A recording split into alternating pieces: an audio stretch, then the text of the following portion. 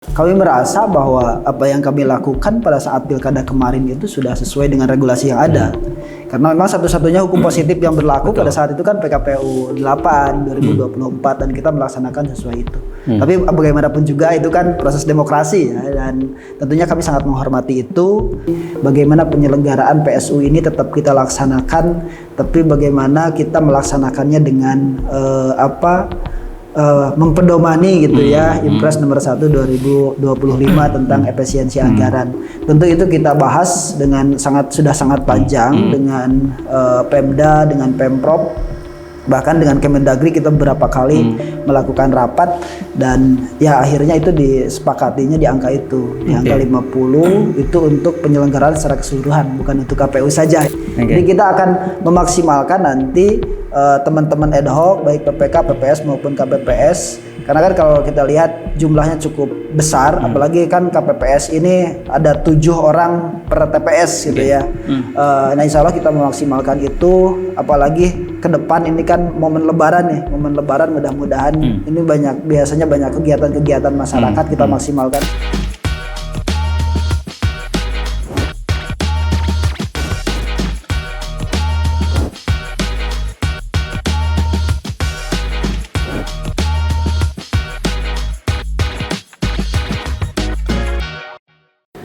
Assalamualaikum warahmatullahi wabarakatuh. Anda menyaksikan To The Point bersama saya Hilmi Pramudia. Teman diskusi saya hari ini telah hadir bersama kita Ketua KPU Kabupaten Tasikmalaya, Kang Ami Imron Tamami. Ketua, apa kabar? Alhamdulillah sehat.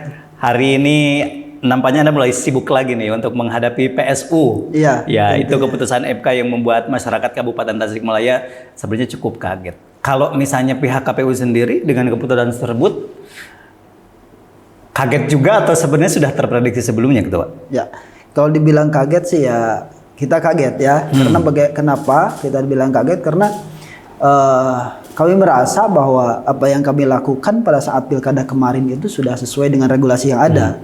Karena memang satu-satunya hukum positif yang berlaku pada saat itu kan PKPU 8 2024 dan kita melaksanakan sesuai itu. Tapi bagaimanapun juga itu kan proses demokrasi ya, dan tentunya kami sangat menghormati itu, dan kami KPU Kabupaten Tasikmalaya siap untuk melaksanakan amar dari putusan MK itu. Oke. Ini yang menjadi permasalahan kan sebenarnya publik ya, publik secara luas dengan luas wilayah Kabupaten Tasikmalaya yang memang juga tidak terkonsentrasi dalam sebuah wilayah lah misalnya. Beda dengan Kota Tasik yang mungkin hanya segitu gitu.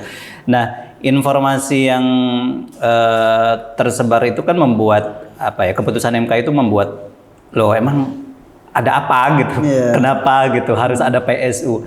Nah, KPU sebagai penyelenggara yang bertanggung jawab tentang pelaksanaan pilkada, apa yang disampaikan ke masyarakat untuk menyampaikan alasan, ya Bu, Pak, sekarang tuh ada PSU karena suatu hal misalnya. Apa yang disampaikan oleh KPU sebenarnya hari ini dengan upaya-upaya yang tentu harus melakukan sosialisasi lagi kepada masyarakat?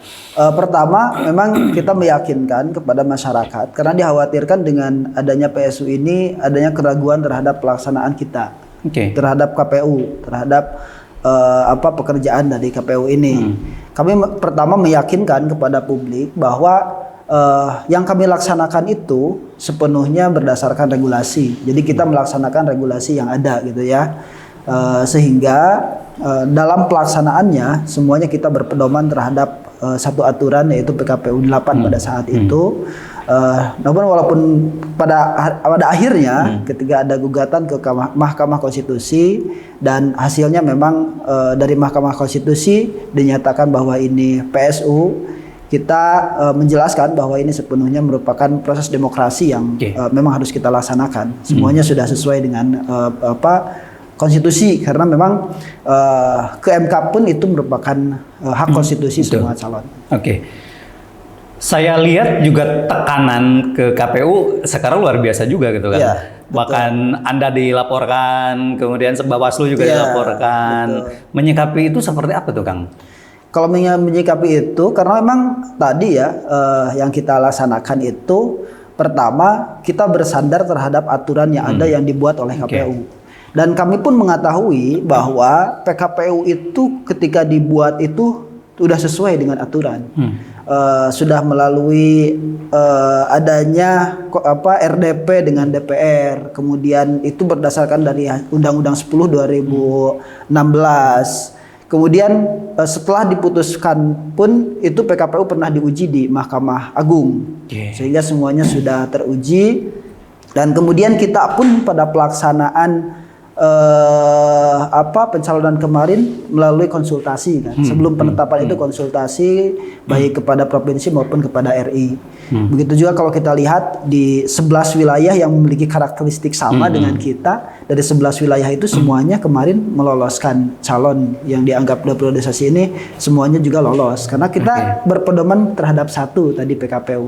Sehingga ketika sekarang muncul pelaporan, ya kita sudah lihat ada yang ke DKPP kemana, kita sih tidak terlalu risau gitu ya, tidak terlalu risau karena kita meyakini apa yang kita laksanakan itu sudah sesuai dengan prosedur. Oh, jadi kan sebenarnya kasus serupa di daerah-daerah lain itu tentang periodisasi itu ada, tapi mereka lolos? Iya, maksudnya lolos di pencalonannya. Semuanya menyatakan bahwa calon itu memenuhi syarat. Dari 11 wilayah itu semuanya menyatakan memenuhi syarat. Tapi kemudian yang kemarin itu sampai dengan ke Mahkamah Konstitusi ada 4 wilayah. Dan dari 4 wilayah itu keempatnya semuanya diulang sekarang. Tetap PSU. Diulang. Jadi yang karakteristiknya sama tentang periodisasi itu ada 4 wilayah dan semuanya diulang.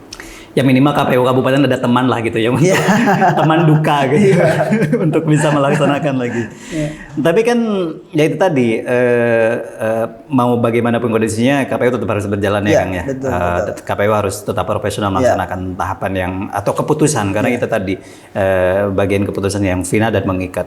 Kemudian kalau bicara seberapa siap KPU Kabupaten Tasik melaksanakan PU dengan waktu yang di keputusan itu harus dilaksanakan 60 hari ya gitu ya, 2 bulan lah misalnya. Seberapa siap KPU Kang? Kalau ditanya seberapa siap, kita sangat siap untuk melaksanakan itu. Pertama, karena memang walaupun hari ini cukup singkat, tapi pelaksanaannya itu sama dengan proses yang kemarin. Hanya saja waktunya yang pendek. Itu yang pertama. Alasan yang kedua, kenapa kita sangat siap, badan ad hoc yang kita yang membantu kita, PPK, PPS dan KPPS adalah PPK, PPS dan KPPS pada saat kemarin pilkada, sehingga mereka dari segi kemampuan pemahaman pun sudah saya yakin punya pengalaman di penyelenggaraan kemarin, sehingga di pelaksanaan ini semuanya akan insya Allah berjalan dengan lancar. Istilahnya masih segar lah, gitu apa segar, yang mereka lakukan sukses kan sebenarnya kalau bicara tentang kendala-kendala di pilkada sebelumnya di kabupaten juga nyaris aman semuanya kan gitu, tidak ada. Itulah yang membuat kita optimis. Kemarin itu penyelenggaraan di pilkada 2004 itu kita sangat bagus lah gitu ya, sehingga tidak ada persoalan apapun. Kemudian direkapitulasi juga tidak ada satupun perbedaan angka antara kita KPU dengan para saksi, semuanya sudah sangat klop. Bahkan paskanya pun tidak ada riak-riak apapun kan di kabupaten kemarin terhadap hasil ya, hasil. Dan sebenarnya permasalahan sendiri ya memang bukan di teknis itu ya, dalam artian di teknis yang bersentuhan langsung dengan kinerja mereka ini.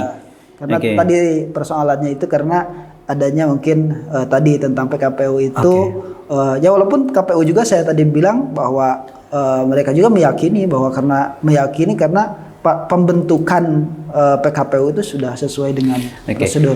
Kapan mereka akan diaktifkan ini Kang untuk membantu KPU gitu? Mungkin kan tentu ini harus segera dipersiapkan kembali. Kalau kita sesuai dengan rundown gitu ya, sesuai dengan tahapan yang sudah kita susun berdasarkan peraturan dari surat dinas KPU RI juga, itu per awal bulan Maret nanti. April. Awal April mereka akan mulai dikontak lagi untuk bisa sama-sama menyukseskan pilkada ulang. Kang, kemudian kalau misalnya terkait dengan teknis tahapan, memang saya lihat dan saya dengar juga sebenarnya tidak ada perbedaan. Kemarin juga kan calon pengganti gitu ya, Aidian Tani sudah melaksanakan pemeriksaan kesehatan. Nah, apakah ada perbedaan Kang untuk tahapan selanjutnya? Apakah juga kan di pilkada sebelumnya ada debat, kemudian penyampaian visi misi, kemudian ada kampanye, ada masa tenang, hari pencoblosan. Nah, tahapan itu apakah sama seperti pada pilkada sebelumnya atau tidak di PSU ini? Ya, karena ini mulai dari pencalonan gitu ya, mulai dari pencalonan, maka dari pencalonan sampai dengan pemungutan perhitungan suara itu sama dengan yang kemarin. Kita kemarin mulai pendaftaran itu kan, mulai tahapan pencalonan itu di tanggal 4 sampai tanggal 7 kita pengumuman, kemudian di tanggal 8 sampai tanggal 10 kita pendaftaran, dan di tanggal 9 kita sudah menerima untuk calon pengganti untuk yang didiskualifikasi yang berdasarkan putusan Mahkamah Konstitusi. Kemudian kemarin juga kita di tanggal 13 karena tahapannya pemeriksaan kesehatan itu sampai tanggal 14 dan kita bisa melaksanakan tes kesehatan recast yaitu di tanggal 13 dan kita sudah laksanakan, dan hari kemarin merupakan hari terakhir itu ya, tanggal 14 itu hari terakhir pada proses pemeriksaan kesehatan. Dan kita juga kemarin setelah pendaftaran itu kita melakukan permin kan. Jadi syarat calon ini kita periksa, kita teliti keabsahannya. Bahkan kita melakukan verifikasi faktual. Baik itu seperti ijazah dan segala macam administrasinya kita lakukan verifikasi faktual langsung ke instansi terkait. Dan itu sudah kami lakukan dan hari Jumat kemudian hari terakhir pada pelaksanaan itu. Berarti nanti setelah pemeriksaan kesehatan ada lagi kampanye, ada lagi debat publik dan pemilihan, itu sama? Ya, nanti setelah ini pencalonan ini berakhir penetapannya itu di tanggal 23 Maret. Berarti ada penetapan lagi? Ada penetapan pasangan calon di tanggal 23 Maret. Karena memang kan kemarin keputusan kita SK penetapan calon itu kan kemarin dibatalkan. Karena memang ada salah satu dari pasangan calon yang didiskualifikasi, sehingga kami perlu nanti mengeskakan kembali, menetapkan kembali. Setelah itu di tanggal yang sama kita akan melaksanakan penetapan nomor urut. Ini kalau kemarin itu ada pengundian kan, ada pengundian nomor urut. Kalau sekarang tidak ada lagi pengundian, tinggal kita langsung menetapkan. Nomornya berarti sama seperti yang kemarin, kita langsung menetapkan. Itu di tanggal 23. Kemudian di tanggal 26 itu sudah masuk ke tahapan kampanye. Tahapan kampanye itu dari 26 Maret 2025 sampai dengan 15 April 2025. Itu selama 21 hari. Nah, ini perbedaannya. Kalau kemarin di Pilkada 2024 itu cukup panjang untuk masa kampanye, untuk yang hari ini hanya 21 hari. Adapun metodenya sama itu. Ada pertemuan terbatas, pertemuan tatap muka, kemudian penyebaran bahan kampanye, penyebaran alat peraga kampanye, debat publik, dan juga metode lainnya.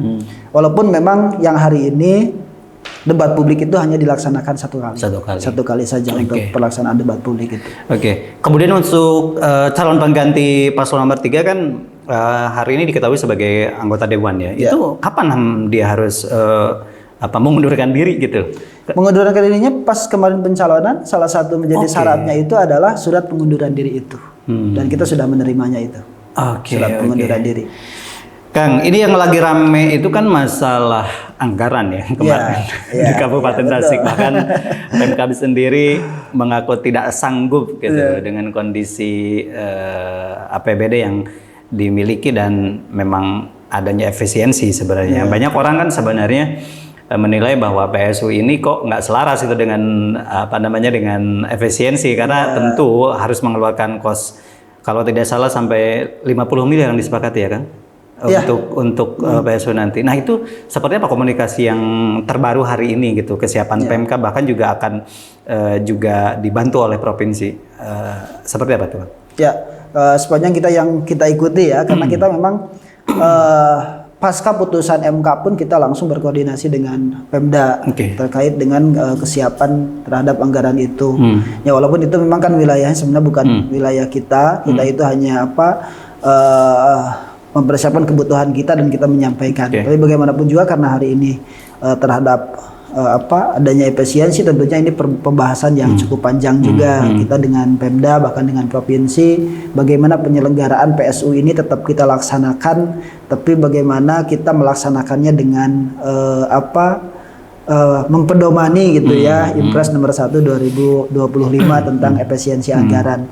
Tentu itu kita bahas dengan sudah sangat panjang dengan Pemda, dengan Pemprov, bahkan dengan Kemendagri kita beberapa kali melakukan rapat, dan ya akhirnya itu disepakatinya di angka itu, di angka 50 itu untuk penyelenggaraan secara keseluruhan, bukan untuk KPU saja itu ya, tapi untuk penyelenggaraan PSU di Kabupaten Tasikmalaya. Dan kita juga sudah dipinta untuk mengajukan kebutuhan kita, dan kita sudah ajukan, tapi untuk apa nanti ya disepakatinya kita masih menunggu. Komitmen terakhir seperti apa Kang, keputusan atau informasi kapan itu bisa dilaksanakan? Ya walaupun tadi sebenarnya kalau misalnya soal duitnya dari mana segala macam kan sama bukan urusan KPU ya.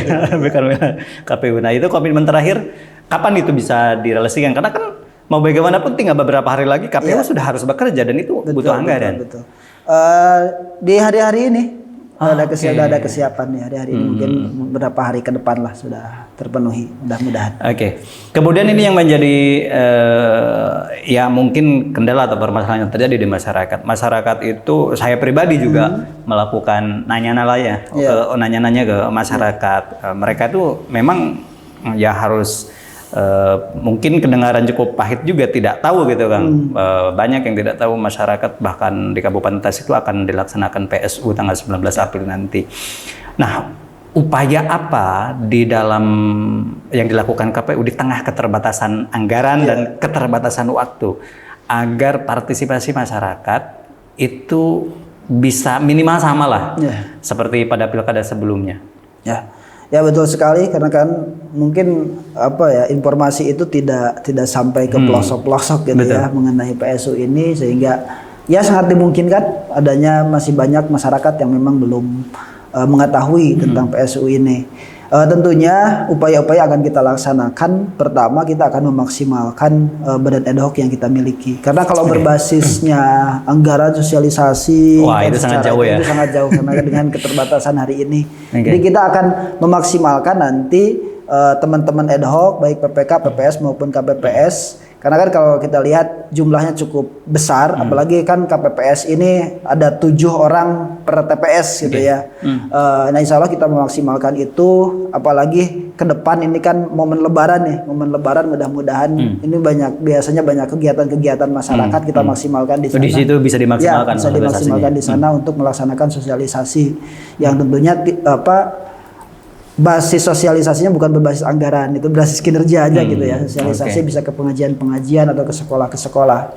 Selain itu tentunya kita juga sangat berharap dan bantuan dari pemerintah gitu ya, dari pemerintah mulai dari atas sampai dengan RT RW mungkin ke bawah, kemudian ke DKM yang biasa pengajian-pengajian itu sama-sama mensosialisasikan itu tentu. Ya itu tadi kekhawatiran dari beberapa pihak. Sebenarnya kemarin kita juga sempat membuat berita-berita terkait dengan kemungkinan partisipasi pemilih yang yang menurun. Karena memang pertama di 2024 itu kan memang pemilu itu dilaksanakan 2 kali gitu ya. Apalagi sekarang harus ditambah lagi sekarang. Kemudian yang paling logis adalah secara waktu nanti itu masyarakat momentum di Lebaran gitu. Karena mereka udah mudik kemudian harus kembali lagi. Itu yang dikhawatirkan kan sebenarnya. Jadi kan PR-nya adalah di situ, bagaimana publik bagaimana informasi itu benar tersebar. Ada nggak selain yang tadi misalnya yang coba diupayakan untuk bisa menggerakkan informasi supaya bisa sampai minimal partisipasinya tidak drop lah gitu? Yang paling jelas upaya yang paling akan kita laksanakan itu karena nanti kan ada surat pemberitahuan. Nah kita akan memaksimalkan itu. Bagaimana surat pemberitahuan itu nyampe langsung ke orang per orang. Sehingga semua orang itu kan nanti memegang. Kalau dulu ya bahasanya itu, kalau dulu surat undangan gitu ya. Sebenarnya itu bukan surat undangan tapi surat pemberitahuan. Nanti surat pemberitahuan itu kita akan pastikan bahwa surat pemberitahuan itu benar-benar nyampe kepada orangnya, sehingga informasi itu semuanya sampai. Bahwa minimal kan mengetahui nih, semua warga Kabupaten Tasikmalaya mengetahui bahwa di tanggal 19 April nanti akan ada PSU dan mengundang mereka gitu ya untuk datang ke TPS. Mungkin itu akan maksimalkan itu upaya yang akan kita laksanakan. Soal persentase partisipasi pemilih, apakah Anda punya target tersendiri gitu di PSU ini untuk persentase? Ya tentu kita punya kalau target ya, kalau targetnya kan tentunya mudah-mudahan lah bisa di atas yang kemarin lah, gitu ya, minimal sama lah gitu ya, targetnya minimal sama. Tentunya ini juga kita sangat terbantu oleh rekan-rekan media seperti ini kan, Radar seperti ini mensosialisasikan, tentunya ini kita berharap itulah untuk minimal sama, lebih bagusnya di atas yang kemarin. Kemudian ini Kang, soal kesiapan para paslon, ya walaupun kan KPU sebagai penyelenggara, tapi kan memang objeknya adalah ketika paslon ini sebenarnya secara ini kesiapan mereka, apakah mereka antusias lagi atau tidak sebenarnya dengan PSU ini sebenarnya? Ya kalau itu kan wilayah paslon, saya yakin mereka sudah antusias dan sangat siap untuk melaksanakan itu tentunya. Baik. Ini terakhir gitu Pak. Saya kasih Anda waktu dan kesempatan untuk menyampaikan informasi lah kepada masyarakat atau menyampaikan atau bahkan mengajak langsung gitu bahwa alasan juga kenapa harus ada PSU, dan ini momentum penting karena tadi sudah kita bahas itu adalah kekhawatiran yang paling utama adalah di tingkat partisipasi pemilih supaya juga masyarakat teredukasi, jangan sampai ini juga karena sebenarnya sama saja bahwa satu suara itu juga menentukan nasib Kabupaten Tasikmalaya 5 tahun ke depan. Silakan. Ya, tentunya bagi masyarakat Kabupaten Tasikmalaya kita akan kembali melaksanakan hajat demokrasi gitu ya. Ini pelaksanaan karena memang ada putusan Mahkamah Konstitusi yang harus kita patuhi, yang harus kita hormati dan harus kita laksanakan, dan kita di tahun ini di bulan April nanti sebagaimana amar putusan 60 hari pasca putusan itu dan sudah menetapkan dari KPU untuk sesuai dengan tahapannya dari putusan KPU Kabupaten nomor 7 2025 tentang tahapan itu di tanggal 19 April 2025 akan dilaksanakan PSU. Tentu kami mengajak kepada masyarakat, mari kita sama-sama mensukseskan PSU ini untuk datang nanti ke TPS pada tanggal 19 April 2025, dan juga mari kita sama-sama kawal prosesnya karena hari ini sedang proses pencalonan, kemudian nanti ada tahapan kampanye, tahapan persiapan untuk PSU ini. Tentunya saya mengajak kepada masyarakat, mari kita sama-sama mensukseskan, mari kita kawal, mari kita awasi bagaimana proses demokrasi ini berjalan dengan baik, berjalan dengan sukses, dan tentunya kami berharap semuanya kita menerima PSU ini dengan baik, kemudian pelaksanaannya bisa berjalan dengan lancar, bisa berjalan dengan damai. Tentunya itu harapan kita. Baik, Ketua, terima kasih atas waktunya dan informasinya. Sama-sama. Semoga publik hari ini bisa juga teredukasi dengan diskusi kita, dan terima kasih untuk Anda yang telah menyaksikan. Sampai bertemu lagi di To The Point selanjutnya. Saya Helmi Pramudia mewakili rekan-rekan yang bertugas pamit. Terima kasih. Assalamualaikum warahmatullahi wabarakatuh. Sampai jumpa. Assalamualaikum warahmatullahi wabarakatuh.